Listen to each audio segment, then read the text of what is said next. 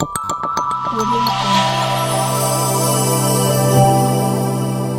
Jungle. السلام علیکم دوستانو، زه یم مطیع الله سالار او تاسو ګورئ پښتو نیوز.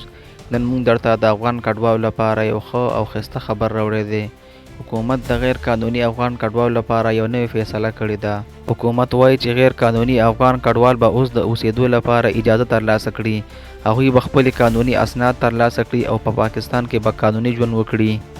ځکه چې زیات افغانان کډوال په پاکستان کې غیر قانوني ژوند کوي.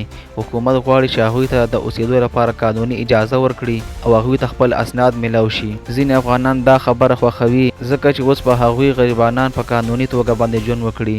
ځینې وایي موږ خو لا اوس هم ډاډه نه یو چې دا به څنګه عملي شي. که دا پرېکړه عملي شي، افغان کډوال به په ارامۍ سره په پاکستان کې ژوند وکړي. هغوی به کار پیدا کړي او ټولنیزې اسانتیاوې به هم ترلاسه کړي. نو ګران دوستانو، تاسو فکر کوئ آیا دا پرېکړه به افغان کډوالو ته ګټه ورسوي که نه؟ او که تاسو غواړئ چې روزانه تاسو د مهمو خبرونو څخه ځان خبر کړئ، نو پښتو نیوز خاص تاسو لپاره ضرور سبسکرایب کړئ. تر بلې ویډیو پورې د لوی الله په امان.